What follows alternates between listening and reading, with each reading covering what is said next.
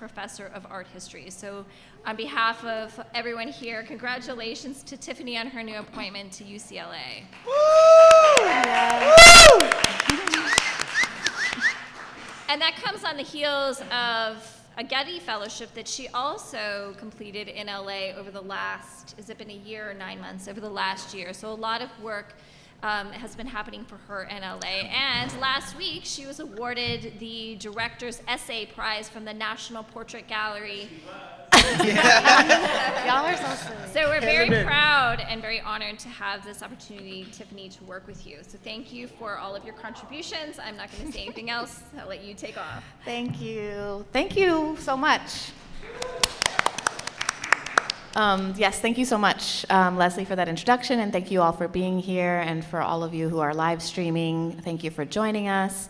I also want to shout out my previous employer, which is the University of Delaware, which is how I actually got connected to the Delaware Contemporary and doing work with Leslie and Chase and Josh and Brittany, who's not in the room, but so it's just an honor to be here.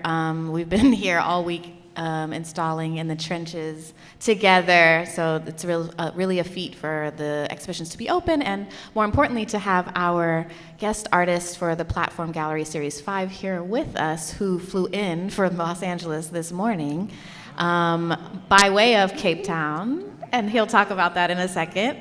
And of course, our local resident, who's also global now because of all of the things he's been doing, which he will also talk about, Aleem Smith. And so instead of introducing the artists with a bio, I wanted to just start with a question to them, to have them tell us about their practice and give us a little bit of information about who they are. Okay. I hope you know how to answer this question, Aleem. Okay. Let's start with Simpiwe, since Simpiwe is our guest of honor for the evening. Hi, everyone. Thank you for coming. I would like to actually first thank Leslie, Josh, and Chase. You guys were amazing. Thank you for organizing this, and thank you, Tiffany, for the hookup. You know? Yeah, it's been wonderful working together. Simpiwe is my name. I am from Cape Town. I've been in the US for 6 years. I'm a painter, sculptor, and I kind of get to play with other mediums as well. So whatever I can get myself busy with in between, I guess like being one of those artists that have like peripheral vision. So whatever is, if I'm not doing something, there's something else that's on the side. I'm always distracted. It's like, as long as I can do things by my hands. So I keep busy trying to play with every kind of medium I can get myself to play with. I have been making mostly paintings and sculptures, and that's sort of what you see in the background. And the sculptures are, they are found materials, clothing, and using a lot of like secondhand clothes. What was the question? I think I'm gonna veer. No, the question is just to tell much. us a little bit about you and your practice. Oh, okay. And you're answering it perfectly. Oh yeah. So Are these images scrolling behind us though? I think. Okay. I think it's just been. Yeah, they're static. Is there someone that can troubleshoot that? They're supposed to be going automatically. But I can progress them if I need to. Play? So it's on play now?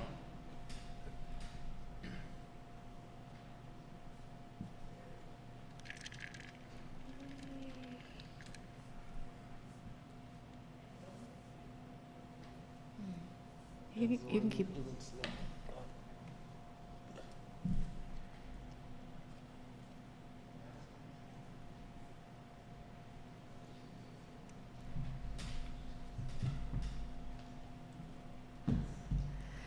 While we wait, yes, okay. keep telling us about yourself, Simpiwe.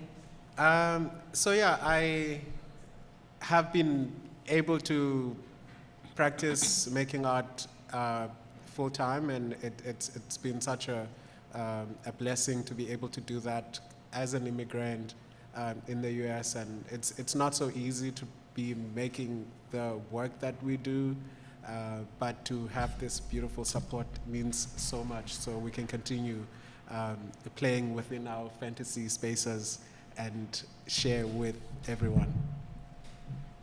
That's beautiful. Fantasy Spaces is a great segue to you, Aleem. It is. Okay, so my name is Aleem Smith. My process, the question was a process, right? About you and your practice, your process, My whatever practice you and want to my tell us about process. yourself. My practice and my process. I watch a lot of YouTube. I scroll through a lot of social media. I run through the internet looking for things that are interesting. And then I meditate on it, and I think about different ways I could revamp it or reshape it so that people could find it interesting in a different way or see it from a different perspective or put some kind of surreal twist on it. A lot of times my process is, because I'm starting to understand my process a lot more, I will paint for like 2 or at max 2 to 3 months straight for a year, every single day going absolutely nuts. Wow. And for the rest of the time, I chill. And I just like absorb everything that is going on in the world and think about different ways to like regurgitate it in ways, yeah, in very surreal, weird ways. Where are you from? Oh yeah, that part. I'm from Wilmington, Delaware. And what kind of work do you make? I make portraits, I make surreal paintings, I make sculptures sometimes. A lot of my work is paintings. That's what I show people, but that's not really like what I do by myself. What do you do by yourself? I make a lot of songs. Oh. I love making songs. I love making music. All right, so my process. When I said, I watch YouTube and watch World Star and Media Takeout and all of the goofy gossip stuff that people can't stop eating up, I love watching rap battles, and I love the different ways that people diss each other, because it paints such a vivid, beautiful, weird, surreal picture. So I might just watch a bunch of rap battles. And like, I remember I painted a picture of a dude picking apples off of a boot, off a Timberland boot, off the tree, off the little Timberland boot, because I was watching a rap battle and he roasted him about how his boots were so terrible. So yeah, that's a part of my process. Love it.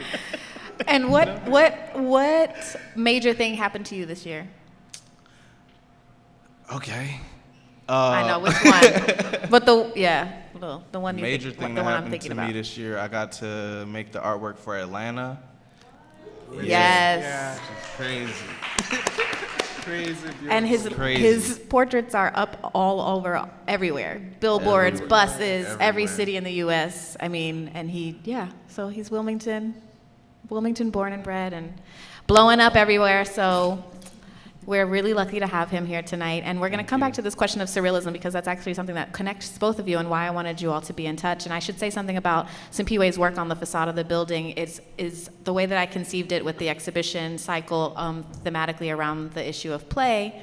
Simpiwe also very much engages in, as he already said, play, but also different forms of play: humor, creativity, magical realism, surrealism. So those things I will come back to because it does connect the two artists. But I want to pick up on something that you were talking about, Aleem, and tie it back to this project that is on the facade of the building. For you, Simpiwe, is this your first time working publicly? So this is actually, I would say this is the first official public project, done with the sort of Institutionally? institutional, done with the sort of backing that it has in the scale that it is. But when I was in South Africa in December, actually in January, I was visiting my home village where my mom is from, and we go there every holidays. And there is no art. There's no art in the village at all. There isn't any library. There isn't any internet cafe, for instance, or like and they always had this load shedding. Anyhow, this is the second sort of iteration of a public project, but that I would say was the first one project that I did publicly where I had my cousins, because there was a load shedding, and already the village there's just so much you can do. So I took my cousins, nephews and nieces, and we went to buy some spray paints, and I just made all these drawings outside of people's homes, and we did it in one day, and we did like 3 murals, and the response was pretty interesting because people were like so repelled by the stuff, because they were like, what is this? It's too confrontational, and surreal and off-putting, but I like it. It reminds me of the white lady that I work for. She's a painter. How come you paint? Are you able to survive with this? So it was very interesting to see how the public sort of in those spaces engage something like that, where I took it upon myself, and again, like looking at it as a playful project to start a conversation with the village people. Yes. Yeah, I'm excited about Yeah. excited about what this project could also be, because we've actually talked about the potential of these banners going to South Africa at some point after the run of the show. So, and thinking about these different nodes of and spaces of Black life, which is where I want to take the conversation next, and thinking about place for both of you. I mean, again, very different kinds of upbringings and locales, but yet you're still both committed to a certain kind of painting tradition, a certain kind of public intervention practice, whether it's in social media or in the public sphere in this kind of more physical or built environment way, and also in terms of figuration, right? And so I just wanted you all to talk a little bit about how place has impacted your practice, whether that's through where you grew up or thinking about the kinds of work that you make, especially in terms of the figures that you include in your work. How place impacts, like how I create? Mm-hmm. You have to talk into the microphone. yeah, You've been okay. instructed to do so. How place impacts how I create. You know what I think about that? Because a lot of people tell me to leave Delaware or Wilmington, and I'm like, I don't want to be in competition to other places. I think how Delaware has impacted my creativity is there's nothing going on.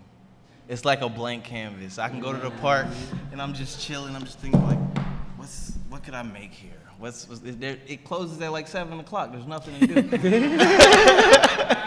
Wilmington closes at 7 o'clock, not the park. Yeah, not the park. Although Wilmington. also probably the same. But I've definitely noticed in a lot of my paintings, even though I hate it, I've painted so many Delaware landscapes in the backgrounds of my paintings.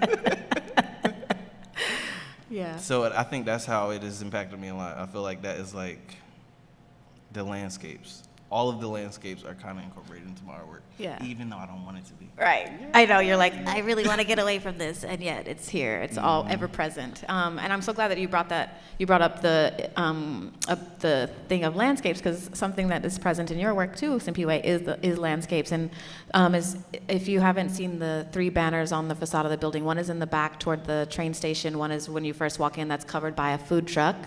And then the third one is the one that's on the more horizontal facing West Street.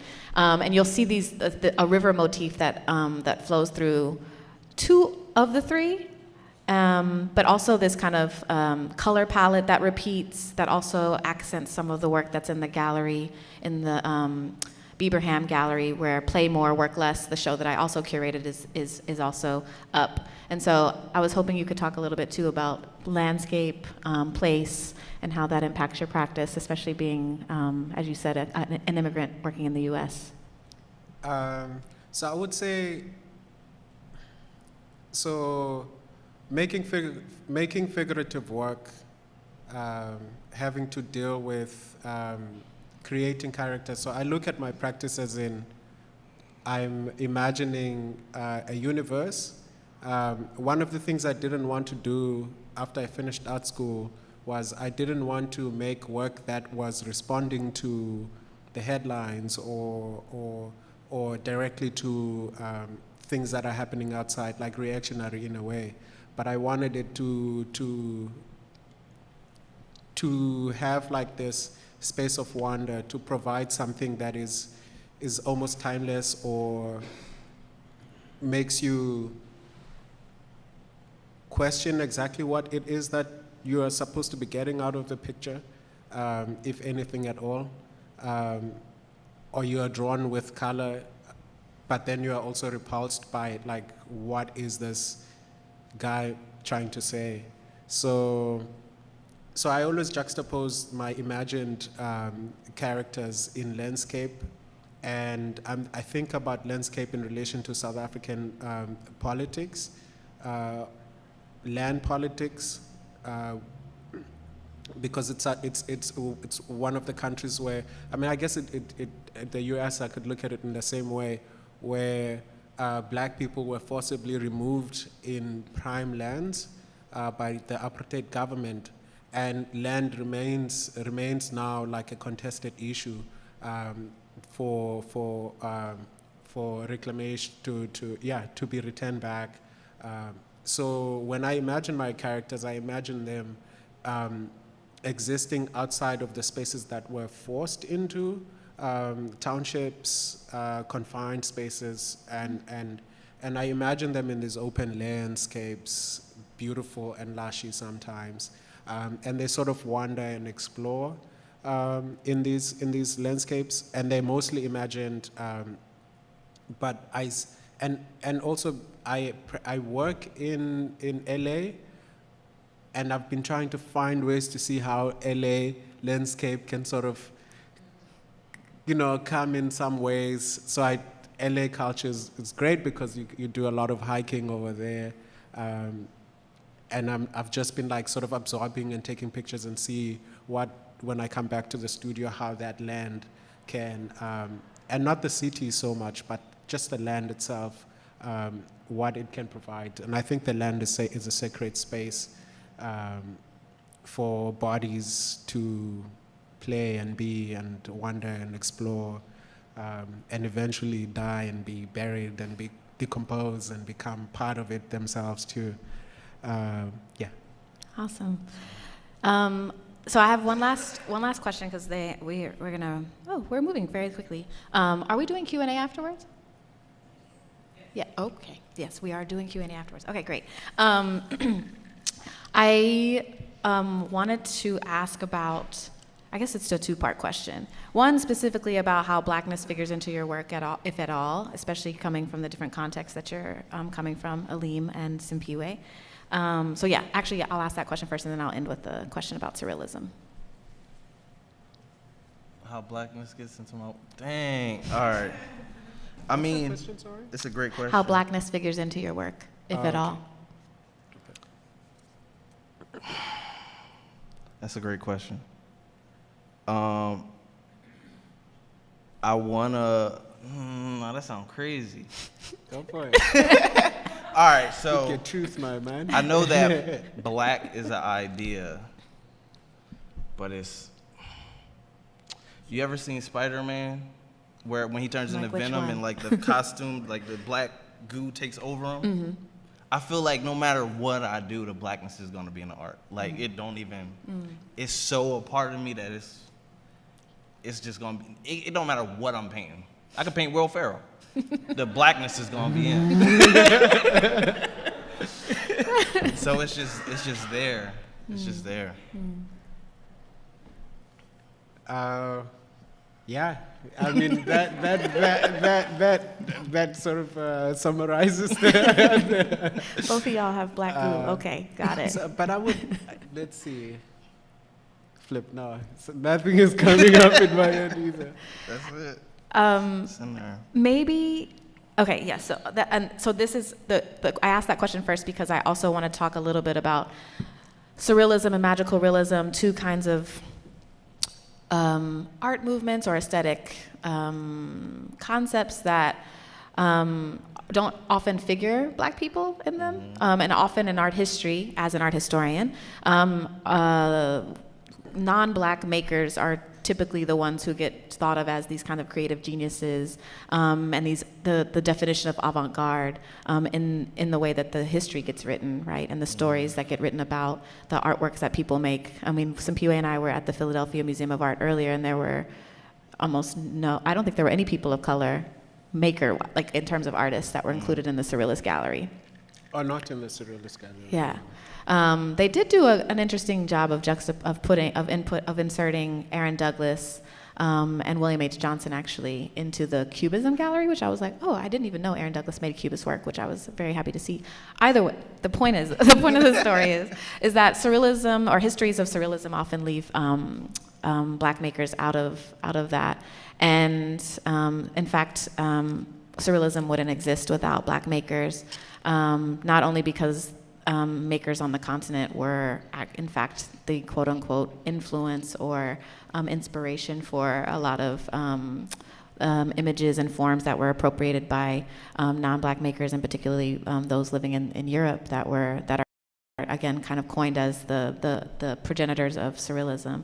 But you all are kind of flipping that on its head, doing really interesting things with the history of Surrealism in the present. And so I wanted to hear you all talk a little bit about your relationship to that art tradition and what it means for you to kind of be painting and inserting painting and making completely fantastic, impulsive, sometimes landscapes and figures that have a very racialized history, but in fact are also pushing against the way that we think about art history and museum practice also.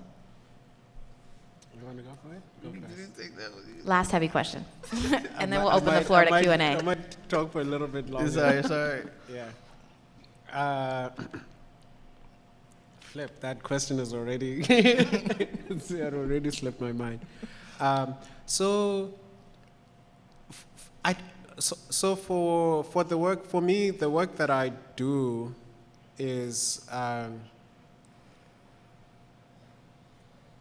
think of my paintings or my approach to making paintings as like going in as a child, intuitively seeking for a surprise.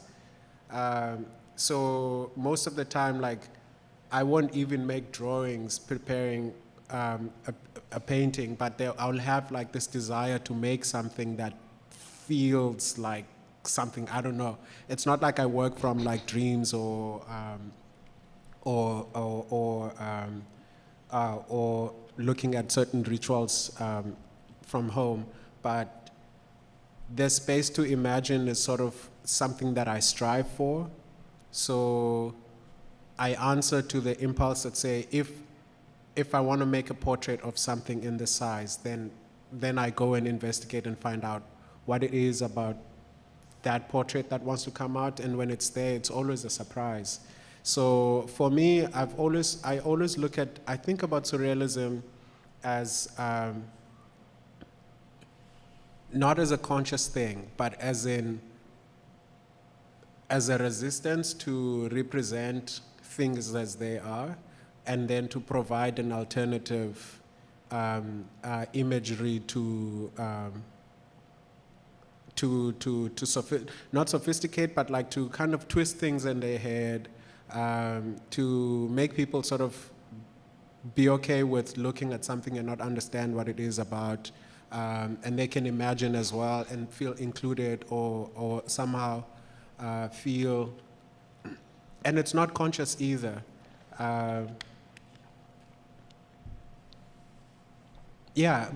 then I also think about like the role that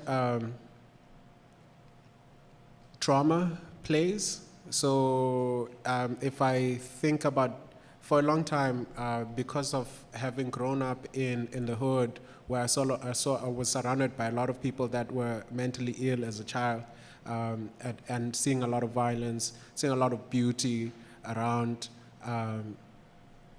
All of these things, when I make work, they sort of all come together, and they become like, I guess one of the strategies of Surrealism is that you juxtapose many different things from many different places, and you see what comes out of that. So I think I always try to channel these experiences that I had as a child growing up as a way of healing, as a way of reckoning with that past, and look at it. Maybe also memory plays something about it because I'm trying to remember something, but I can't remember fully, you know. So it becomes like an amalgamation of so many things that eventually when the picture is done, it's a thing that has a life of its own that even I as an artist, I'm like, I did not make that. Right. Don't ask me what that is about because I also don't know. I'm just a vessel, channeling things that some of them are not mine, but they are of other people, you know, my ancestral past, people who've been wanting to say things and never having mechanisms or tools of expression. And I'm just like given this practice not for me to feel like it's mine, but for me to be a vessel to like have all those voices that were never allowed to speak through. And they're saying so many things, so I'm like, I have to just listen to them and serve that vision. And how? Thank you. Dang, he took my answer. I mean, that's okay, like surrealism. The question was about surrealism. Yeah, it's a very subconscious thing. It's not. Yeah, I feel like I'm a vessel a lot of times. So that question is strange because it doesn't feel like I have much to do with a lot of the work. But I try to intellectualize it and like try to like deconstruct why I'm interested in certain aesthetics. So I think why I like surrealism is because I love comedy and I grew up in a black community and we love roasting each other. I was called Peanut Head really early in the game. But just visualizing that is surreal already. Just paint a peanut head and that is surrealism. So it's that, it's rhyme, it's bars. So many layers. It's like it's rap, it's the bars, it's the double entendres, it's Dr. Seuss. All of those images, the places you'll go. Yeah. And be introduced to rhyme that way and then being introduced to rap. Cartoons, a lot of cartoons take like African styles when they do the faces. But surrealism, yeah, he said it's subconscious. It just comes through you. It just feels like I need to paint a face that looks like that. I don't know why. This is what I need to paint. But yeah, it just comes through your subconscious. Questions from the audience? Leslie. The mic is coming around. There's a mic. That was a great answer.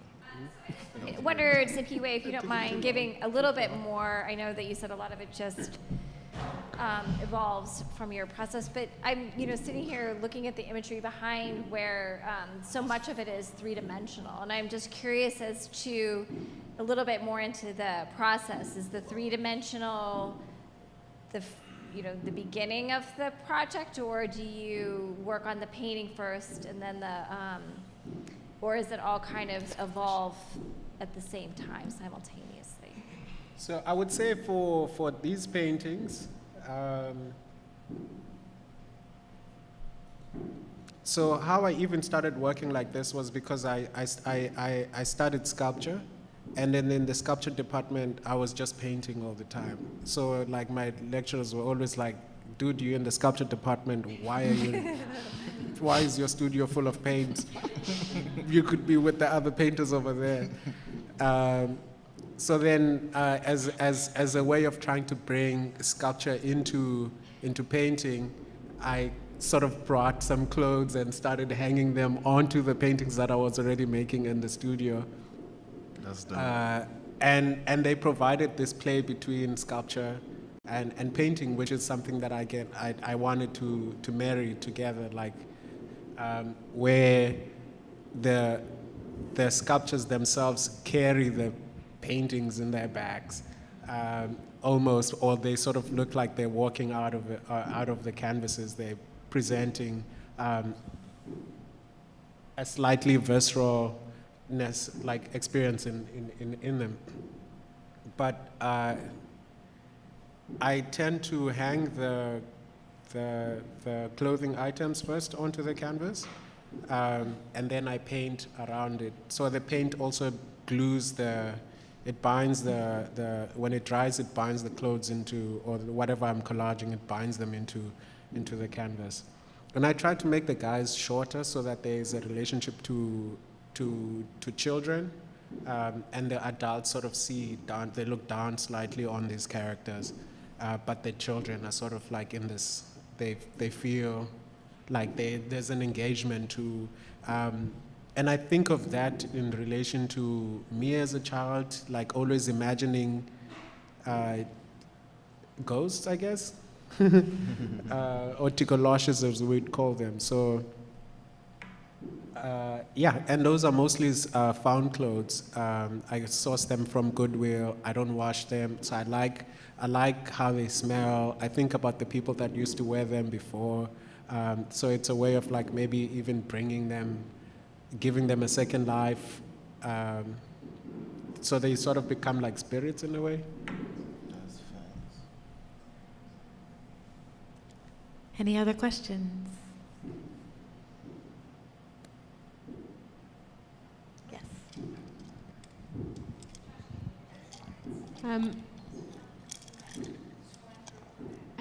I guess we're here at a show about play, and I was just curious how you play and if you feel like your work is an extension of that for you, or does it feel like work, or are there different types of work that feel like play that you make?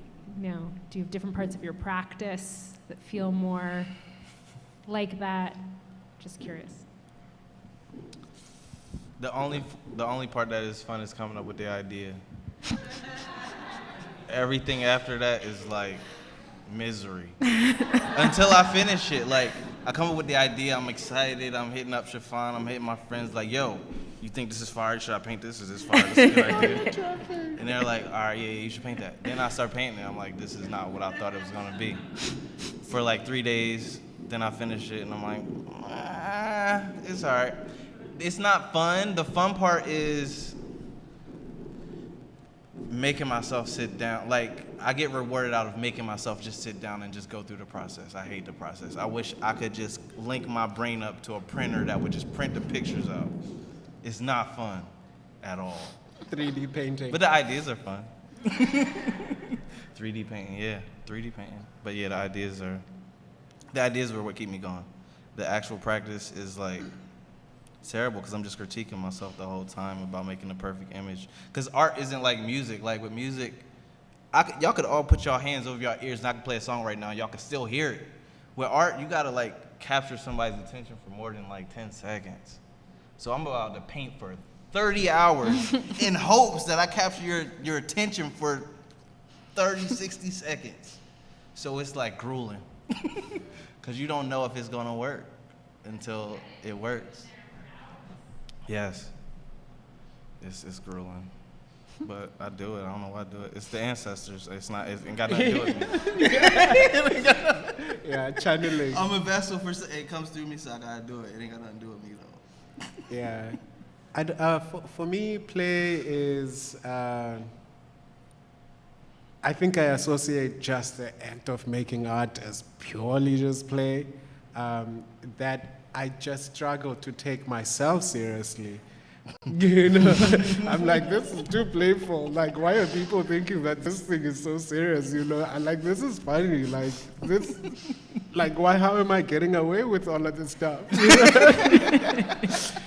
Because it's just like, I mean, there's the painful part of like trying to finish the thing, but like, I think like the whole thing of making art is like, wow, like I'm just a child that just never put down the paintbrushes, you know, I like refuse. No, I'm not gonna put them down. Adults, you are too serious. I am not coming to your room. I'm just gonna play and make things that don't make sense, you know. and still remain, like still own it, that play. I think there's a lot of creativity and freedom that comes out of that. Any other questions? We have a question. Oh, we have a question in the back, and then we have a question here. Hi, I had a question. So, have you ever had like your art experienced by people in a way that you weren't like intending to be specifically? Like, were people's reactions sometimes surprising to you, or like were your artworks sometimes like interpreted in a way that you didn't intend them to be?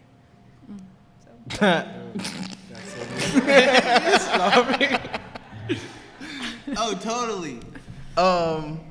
Most of my art was not intended to be taken seriously. Like he was just saying, like a lot of my ideas that actually worked, I was surprised by because I just wanted to do something that was cool and funny. So I'm always I'm always surprised by it.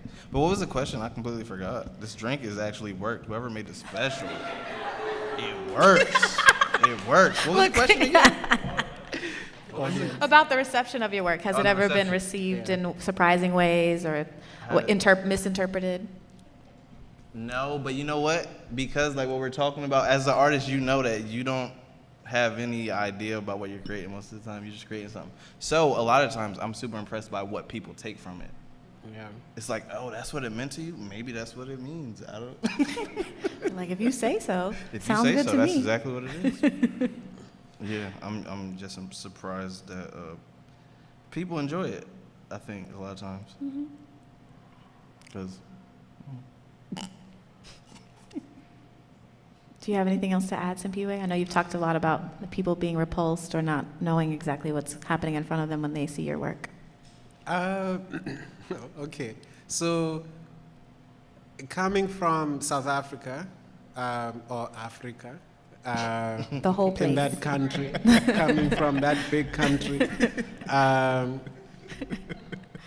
I think there's often like a prejudice that I get from people out here in the US that see the work, that know where I'm from. They sort of want to read it in a specific way. And I've had like a few institutions where I've been like, where did you get that writing that describes the artwork? Because that's not what the artwork is saying. And you went and dug up a biography of something I wrote when I was in first year or something, like 10 years ago, instead of asking me. So there's that part that's like, that sees the stuff as like exotic and understand and like oh, he's from out there, like we don't know what he's talking about. It's different from what we are talking about here. But on the other side, there's also people that are just like, I don't understand it. I don't think I have to, but I like how it makes me like just like get into it and wonder and explore. But I've had this one experience this was in 2014 in Cape Town, where I had this triptych of like very magical looking, it was like a very like Simpiwe painting, I guess. And I had this one lady who stood in front of this painting for a really, really long time. And at the end of the opening, she came back to me and she said that experience was amazing for her because it opened a part of her brain that she didn't know she had. So she went on to say, like, when she reads a book, it's just text. For her, it's just text. There isn't any images that come up. And I was like, oh, that must be, I can't imagine how bland that is to like read like a novel and you don't see the pictures in your head. And you finish the whole thing and it's like, oh, that was like cold text. Like, you know, like just thinking about that is like, you know.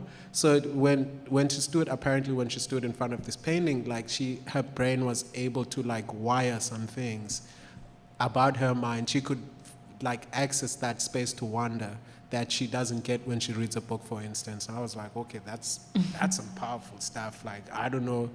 And there's so many stories about responses, but yeah, I'll keep it at that. Oh, he made me think of some ideas.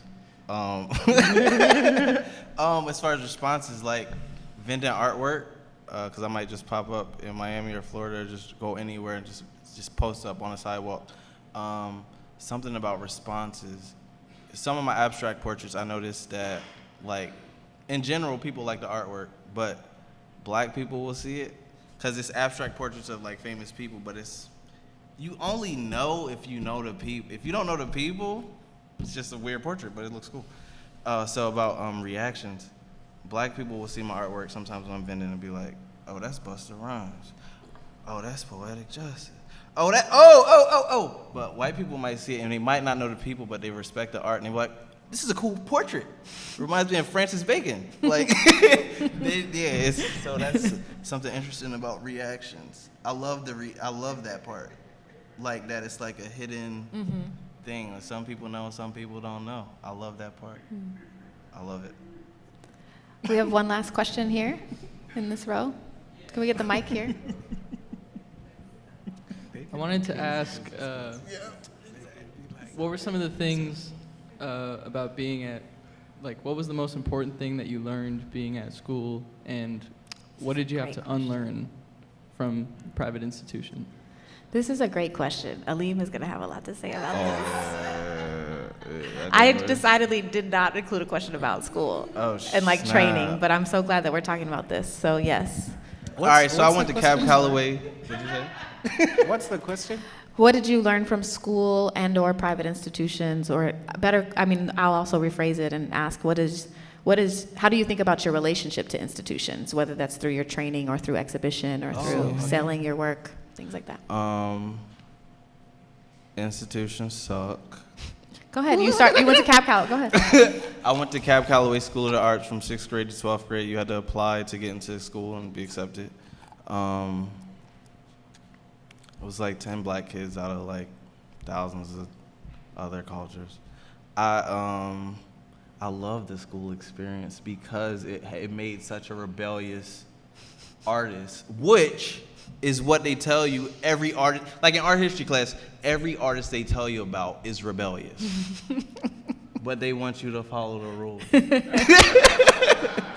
So what I got from going to art school was like so much pushback from all of my ideas to the point that it made me want to shut them up. Which I don't know if that was their intention, but it helped. It made me a better artist.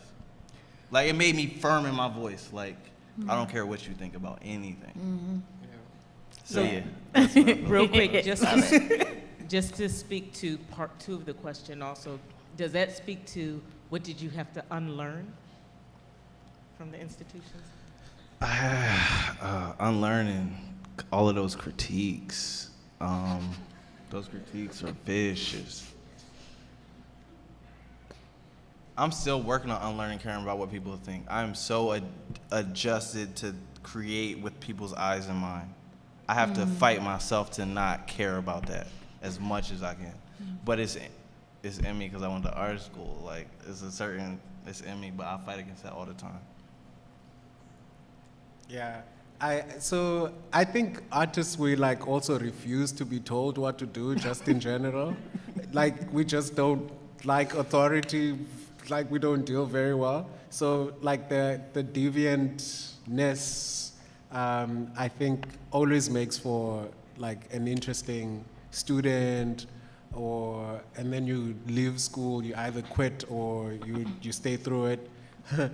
and then the first 5 years you're like working against everything you learned from school just to reclaim yourself because you had so much indoctrination, which is also on the other side, it's like the tools that you need, but then also the tools that you like have to run away from. So for me, school, I'm happy that I actually went to art school because I didn't understand a lot of the stuff they were teaching us, especially theory stuff. I was like, I don't give a fuck all to what Michelle, what we had even like a saying as students, like we said, we don't give a fanon what a faculty had to say. Because, it was like so much theory, like, like Roland Barthes, like what is that guy saying? And then you realize that at least the takeaway from that was that they were just like introducing us to these things, and like 20 years down the line, like stuff makes sense. But when you're there, you're like, I don't need this. I don't see why it was relevant to me. I am trying to like, find myself and get out there. So the rebellious nature of, I don't know. But I think with art schools, you always have to have your foot outside and one foot inside. Because otherwise you'll be institutionalized and you might get stuck there. But if you're still young, you're probably maybe better if you venture out and be rebellious. On that note, everybody go be rebellious in the galleries. I know for sure somebody in here already was with a particular installation in the galleries, but I won't say who. But thank you all so much for attending. The artists will be here for a little bit. If you have questions, they'll mill about. But thank you again so much for such a great conversation. Have a great rest of the night. Thank you.